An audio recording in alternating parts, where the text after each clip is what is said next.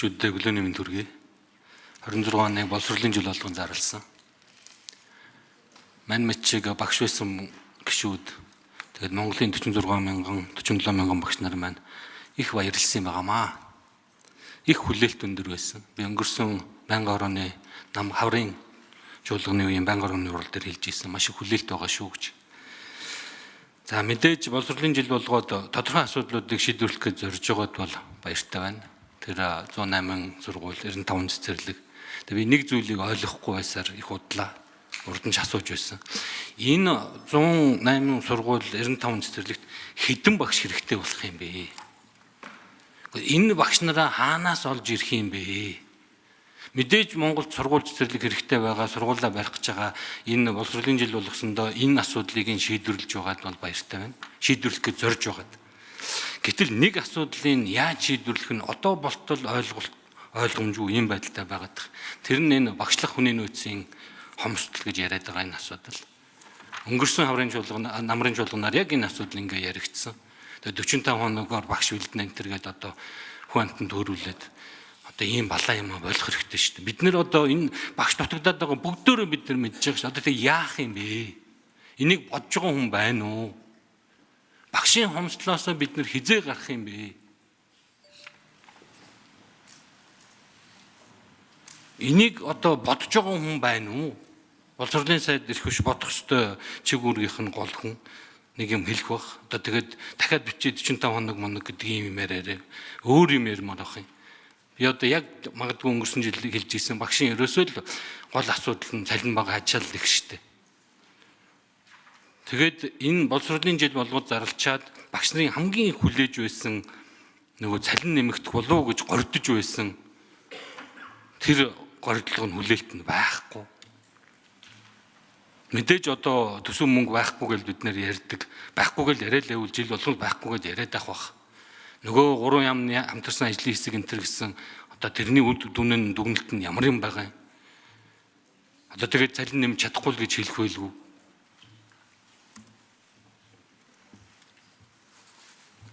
Энэ хүний нөөцийн асуудлаа яах юм бэ гэдэг асуудал. Энийг урт хугацаанд яаж хийдэг юм, богино хугацаанд яаж хийдэг. Дараагийн нэг зүйл зарим талаар багш нараа урамшуулах биш цөөхөн хідэн байгаа багш нараа урамын хугалах бодлого явуулаад байгаа шиг байх юм.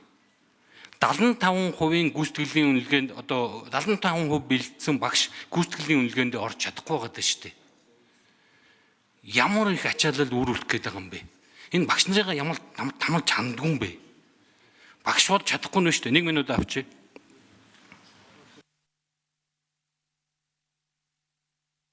За эхлээд Наранбаяр сайд хариулаад тэгээ Бомчир гишүүн тодорхойлчих. За баярлалаа. Бомчир гишүүний асуултад хариулъя. Тэгэхээр өнөөдөр бол багшаар бэлтгэж байгаа оюутны тоо 4800-аар явж байгаа. Эдгээр багш одоо бэлтгэж байгаа оюутнуудыг багшийн одоо зах зээл рүү багшлах энэ одоо хөдөлмөрлөх нөөц рүү оруулж ирэх нь туйлын чухал байна. Өнөөдөр нийт төгсөж байгаа хүүхдүүдийн уучлаарай 30 орчим хүн л багш руу орж ирж байгаа. Тэгэхээр энэ дээр үндсэн цалин нэмэх асуудал бол туйлын чухал байгааг хүлээн зөвшөөрч байгаа. Энэ дээр бид судалгаа юмудаа хийгээд бас явсан. За багшийн хомсдлыг бол урт хугацаанд нь за бас одоо мөн одоо богино хугацаанд хэрхэн шийдвэрлэх вэ гэдэг. Бид 6 багц арга хэмжээг бол хэрэгжүүлж байгаа. За эд бол нэгдүгээрт нь бол мэдээж өнөөдрийн сургалтын цагийн норм нь 19 цагт хүрэхгүй байгаа багшийг бол шилжүүлэн ажилуулах, тэтгэвртэй суусан багшийг дахин одоо ажилуулах, 4-р курстэй сууж байгаа багш нараас одоо багшаар суралцж байгаа оюутнуудыг оруулж ажилуулах. За мөн одоо багшийн тасралтгүй хөгжлийг хангах. Түүний зэрэгцээ бид бас энэ багшийн одоо энэ богино хугацаанд бэлдэж энэ чинь богино хугацааны л арга хэмжээ. Одоо богино хугацаанд тухайн бакалаврын зэрэгээр нь төгссөн чиглэлээр нь бэлдэж оруулж ирж байгаа. Энэ дэр бол нэг ойролцоогоор 150 орчим багш бэлтгэгдээд өнөөдөр багш нар багшлах одоо энэ цагийн багшаар бол ажиллаж явах шийд. Бидэнд бол одоо байгалийн ухаан, математик, за энэ англи хэлний багш нар бол дутагдж байгаа. Энэ жилийн тооцооноос харахад 3500 багш дутж гэнэ гэсэн ийм тооцоо гарсан. Энд гэхдээ сүүбийн тоон ороогүй. Ингээд эндээс ингээд цааш явахаар 11 сард бас нэг бид бас тоогоо авдаг. За энэ дээр бол бас энэ багшийн дутлыг бол тодорхой хэмжээнд арилгасан гэсэн ийм байдалтай орж ирдэг. Энэ багшийн дутлыг арилгах энэ ажил бол цаашдаа үргэлжилнэ. Бид энэ багшийн энэ ажлыг одоо хамаагүй залуу хүмүүс орж ирэхэд илүү таатай болгох ийм боломжийг л үүсгэх, ийм боломжийг бий болгохын тулд одоо ажиллаж гин гэж ингэж ойлгох хэрэгтэй. За ер нь бол өнөөдрийн багшийн хангалт бол 93.7%-тай, ерөнхий боловсролын сургуулийн мэргэжлийн багшийн хангалт нь бол 97.1%-тай байгаа ч гэсэн багшийн дутлаггүй байгаа сургуулийн эзлэгчийн бол 20% л байна. Тэгэхээр энэ бодиттой байдлаа бид харж багшийг бол бэлдэж гаргах ийм бас шаардлага бас байсаар байгаа. Ийм учраас багшийн мэргэжлэр суралцж байгаа оюутнуудад бол тэтгэлэг болгож эхэлсэн 100% тэтгэлэг. Гэхдээ энэ бол гэрээтэй төгссөн хойно 5 жил бол багшаар ажиллах ийм үүргийг бол хүлээж байгаа ийм учиртай. За мөн бид бас энэ багшийн ажлын ачааллыг бууруулах чиглэлээр бол 44-өөс дээш хүүхэдтэй бүлэгт багшийн туслах ажилуулах ийм шийдвэрийг гаргаж ажиллаж байна. За энэ 44-өөс дээш хүүхэдтэй бүлэгт ажиллах багшийн туслахыг бол Монгол Улсын боловсролын их сургуулийг түшиглэн сургаж байна. За мөн азлагдсан бүс нутгийн сургуулийн багшийн дутагдлыг нөхөж чиглэлээр цахим сургалтыг зохион байгуулж энэ хичээлийн жилд Ахлахангийн 36941 хүүхэд азлагдсан байдлаас үл шалтгаалan цахимаар амжилттай суралцах юм боломжийг бий болгож байна. Тэгэхээр багшийн бас энэ мэргэжлийн нэр хүндийг өсгөх, багш нарынхаа урмыг одоо тэтгэх ийм ажлуудыг бол Вишат Дистрата бол бид хийх ёстой гэж үзэж байгаа. Гүйцэтгэлийн үнэлгээний тухайд бол эн чинь бол ойролцоогоор нийт багш нарын нэг 52%-ийн гүйцэтгэлийнхээ үнэлгээнд бас хамрагдаад ороод ингээд үнэлгээнийхээ юмыг аваад явж байгаа. Энэ шалгалтыг бид одоо оновчтой зохион байгуулах. За мөн гүйцэтгэлийн үнэлгээнд төлөвлөгдсөн энэ мөнгөн хөрөнгийн бас тодорхой хувийг үндсэн цалинд нь шингээж өгөх гэсэн юм бодлогуудыг бас хэрэгжүүлэхээр саналуудаа бол хүргүүлсэн байна. Баярлалаа. Бум очир гишүүн нэмж тодруулъя. Баярлалаа Нармай сайдаа. Яг жижиг шажиг косметик гэж нэрлэдэг ийм юмнуудыг гээд Монголын багш нарын дутагдлыг хомсдол гэж үйл ярьдаг энэ зүйлийг арилгаж чадахгүй л дээ. Бид нар бүгдөө мэдж байгаа шүү дээ. Тэр сая 494 мянга жилдгүү яриад тэр гар дээр нэг сая 180 мянган төгрөг авчдээ шүү дээ. Та нар өөрсдөө сая 180 мянган төгрөгөөр амьдраад үзэлдээ. Та нар бүгдөө бид нар хүүхдүүдтэй шүү дээ. 18 20 хүрж байгаа хүүхдүүдэд багш болохоор ч чамд сард сая 480 мянган төгрөг өгнө. Сая 480 ч биш шүү дээ. Сая 180 орчим мянган төгрөг өгнө. Тэр цалин дээр очиод тийм ажил хийгээд хэлээд үзэлдээ. Бидний нэг ч хүүхэд очихгүй шүү дээ. Ийм байдлаар хэр удах юм? Дараагийн нэг зүйл энэ уул нь бол ачаал нь ихсэх тусмаа хувьсах зардал нь нэмэгдмээр байгаа байхгүй юу? Би хэрвээ багш байлаа гэхэд ачаалттай байгаа бол би тэр ачааллынхаа мөнгийг юм уу одоо авмаар байна шүү дээ. Тэгэхэд яамнаас барьж байгаа бодлого бол хувьсах зардал нь олон сурагчтай байх тусмаа буурдаг юм тогтолцоо хийсэн. Энийг тайлбарлаж өгөөч Нармай сайдаа. За Наранбаяр сайд хариулъя.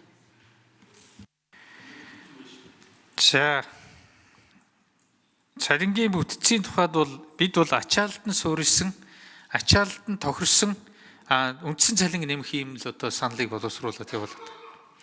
Бид цалинг нь одоо өнөөдөр 25% үндсэн цалинг нэмж чадах юм бол нийтдээ төсөвт бол 560 тэрбум төгрөг шинээр нэмэгдэх хэрэгтэй байна гэсэн юм тооцоол гаргасан. Энэ дээр одоо төсвийн зарлага, давтуудын нийтийн эзлэх хувь хэмжээ гэсэн энэ макро тоонууд хэрхэн хөдлөхийг бол манай мэргэжлийн байгууллагууд бас ярих бах.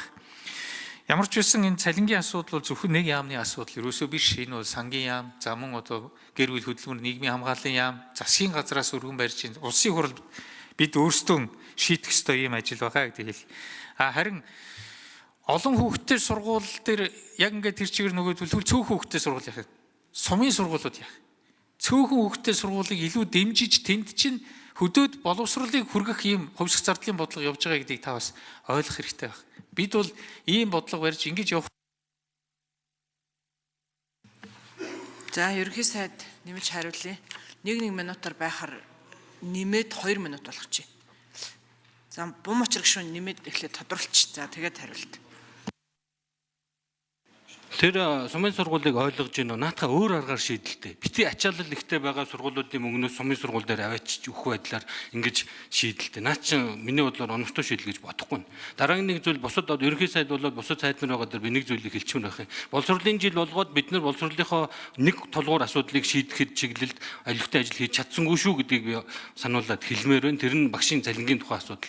Багшийн цалингийн нэмэх гээд байгаа нь ерөөсөө нэг хэдэн 47 мянган багшийг цалин мөнгөтэй болгох гээд байгаа тухай асуудал ерөөсөө биш. Татвар төлөгчдийн хүүхдүүдийг л айтайхан боловсролтой болгох гээд Монголын ирээдүйг гэрэл гэгээтэй болгох гээд байгаа асуудал шүү дээ.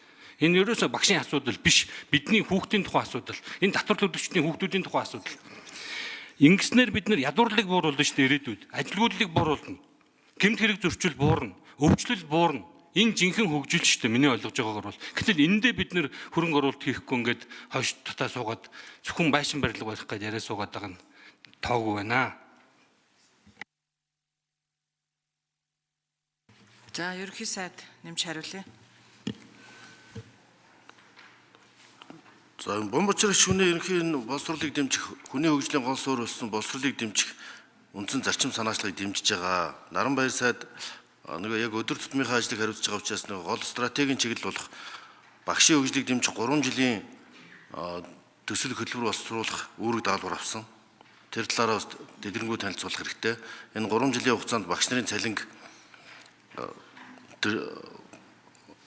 нэмэгдүүлэх одоо тэнд бичсэн байгаа шиг төгрөгөөр нь илэрхийлсэн хэмжээнд хүргэх, үүний тулд захимжилт, захин боловсрол хиймэл оюун ухаан ашигласан технологийн шин дэвшил нэвтрүүлэх, багшийн ачааллыг хөнгөлөх, за хөдөөд 40% нэмэгдэлтэй хотод байгаа багш нарын хувьд толгомдаад ачаал болоод байгаа асуудал хувь зохицуулалт төр зохицоор нь шийдэх ийм боловсролын жилийн хүрээнд шийдвэрлэх зохис төлөвлөгөө боловсрол даалгавар аваад ажиллаж байгаа. Энэ хүрээнд одоо жишээлбэл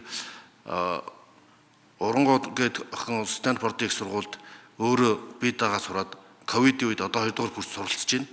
Ковидын үед хичээл хаалттай байхад, хичээл байхгүй байхад интернетгүй малчин айлын охин уулын оройд гарч интернеттэй газар бие дааж хичээлээд энэ цахим платформыг ашиглаад, сургалтын платформ ашиглаад одоо тэтгэлгээр Стэнфордын их сургууль дэлхийн боловсрол эзэмшээ сурталчилж байна. Тэр хүүхдүүдтэй хүртэл ярилцаад яаж энэ хиймэл оюун ухааныг ашигласан боловсролын илүү дэвшилттэй технологиг нэвтрүүлэх үү. За энэ үндсэн дээр багшийн ачааллыг явуулж яаж нэмэгдэх үү гэдгийг зохицуулах хэрэгжүүлж шаардлагатай. Өнөөдөр манай тулгараад байгаа асуудал нь Алтанхай 82,000 хүүхэд энэ жил төгсөж байна. Энээс хойш нэг сая орчим хүүхэдтэй байсан бол сая 347,000 хүүхэдтэй болчиход байна. Энийг дагаа сургууль цэцэрлэгүүд баригдаж байна. Насжилт уртсаж ийм сайн үр дүн гарч байна. Тэдвэрийн авагчдын тоо нэмэгдэж байна. Энэ бүхэн маань нийгмийн ачаал, социалны зардлыг төсөвт маш их нэмэгдүүлж байгаа. Ийм учраас нэг амьсгаагаар шийдэх. Нэмж 1 минут өгье.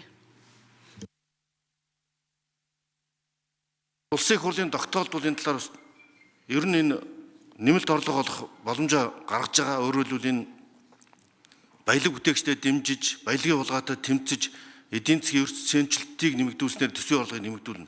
Түүнээс биш өнөөдөр маань яг энэ мөчлөгийн эдийн засаг маань нүүрсний үн 2 дахин буурснаас шалтгаалаад төсвийн орлого одоо 3.3 их найдаар дасраа явж байна. Бусад зардлууд цалин өсөд тэлсэн. Ийм мөчлөгийн эгзэгтэй үе таарж байгаа үед бид боловсрол эрүүл мэндийн салбараа бол тэргүй ээлжинд дэмжиж иргэдийн оролцоотой иргэдийн хяналттай төсвийн зарцуултыг хэмнэх зарчмыг баримталж энэ төслийг боловсруулсан. Өнөөдөр эдийн засгийн байдал үнэхээр хүнд байгааг одоо дээр дооргүй ойлгож байгаа гэж итгэж байна. Гэхдээ бид багш нарын орон сууцчлалтыг дэмжих, одоо тодорхой тооны багш нарын орон сууцны зээл, ипотекийн зээлийн асуудлыг шийдэх хөтөлбөр, багш нарын үйлдвэрч нийлэлтэй тодорхой асуудлаар тохиролцоо ажиллаж байгаа.